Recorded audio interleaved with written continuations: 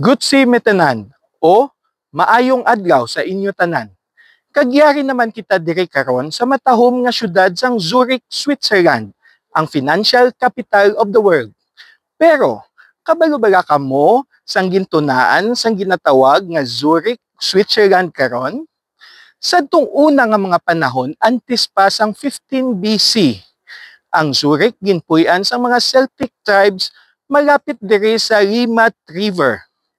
Pero sadtong 15 BC, ini ginokupar sang mga Romano, kag ginhingadgan nga Turicum, kag diri sila naghimo sang ila nga custom post kung sa diin ang mga goods nga nagapasulod kag nagapagwa halin sa Italy asa sa Germany diri nag-agi.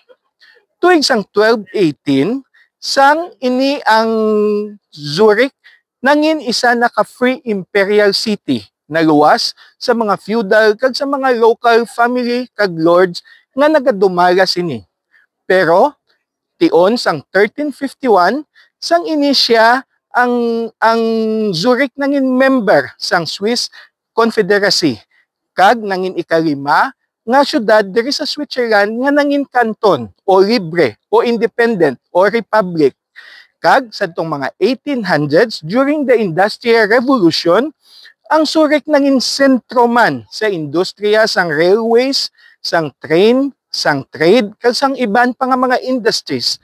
Pero sang mga 1900s, ang Zurich nangin financial capital of the world na. Actually sa subong, ini puloy-an man sang ginatawag nga Swiss Stock Exchange. Kag ina may moderno na nga teknolohiya kag wala na sang ground floor nga mga physical presence kundi mainly natungdan na paagi sa internet. Kag kabalo-bala kamo diri sa likod naton amo ini ang ginatawag nga ETH o Swiss Federal Institute of Technology, isa sa pulo lamang nga pinakatanyag nga mga universidad sa bug-os nga kalibutan. Kag diri man nag-eskwela o alumnus diri kag nangin professor pa si Albert Einstein. Ining ETH karon tanyag sa bilog nga kalibutan para sa mga fields sang chemistry, physics, computer science kag engineering.